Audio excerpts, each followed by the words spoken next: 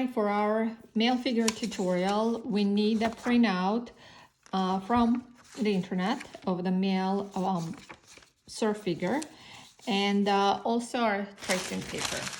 So I'm going to layer tracing paper over the printout.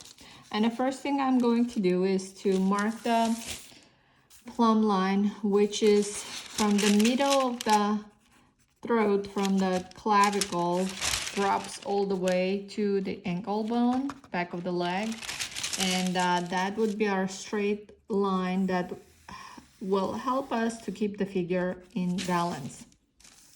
Another unit, measuring unit we need is the size of the head of the model that's photographed, because that will help us stretch out figure to 9 heads. We call 9 heads because it's a longer figure than what we usually see in the magazines or real life. So in order to achieve that, we're going to stretch in few areas, and one of the areas is going to be the neck. So this is the real neck, and drawing I'm going to stretch a little bit. And if you want to know the proportion, it's approximately half size of the head. I don't know if you see it clearly, but if I divide the head in half, that's how much the neck is going to be elongated too. And then I'm going to be a little bit like more sketch-like and graphic about developing the figure, because later we can go over and develop full anatomy. All we need is to kind of get the gesture at this point.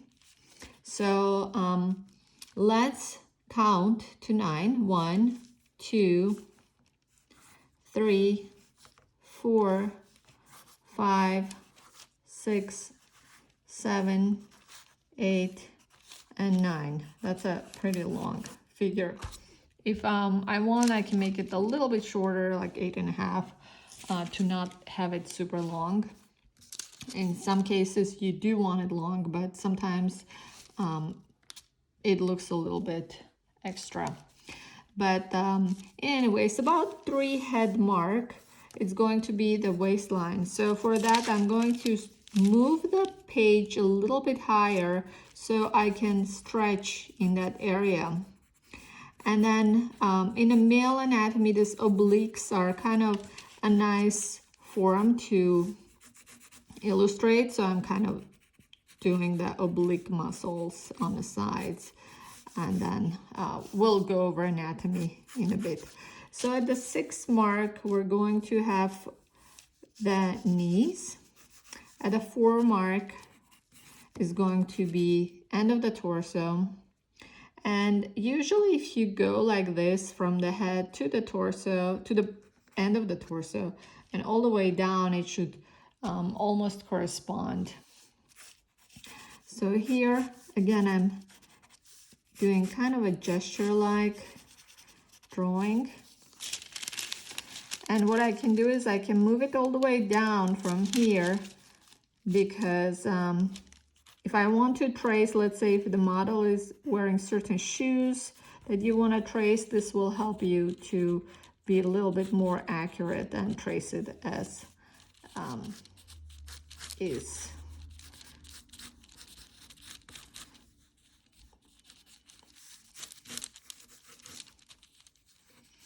So when the leg is in a move, it's a bit foreshortened.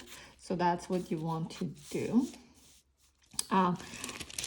Arms, they end in the mid portion of the body, like kind of like closer, or the right at the crotch level. So you don't want to make that proportion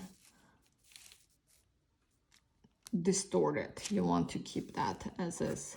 And then the elbows are at the here, the elbows, they're on the waistline level, and again we have to keep it where they are without too much distortion.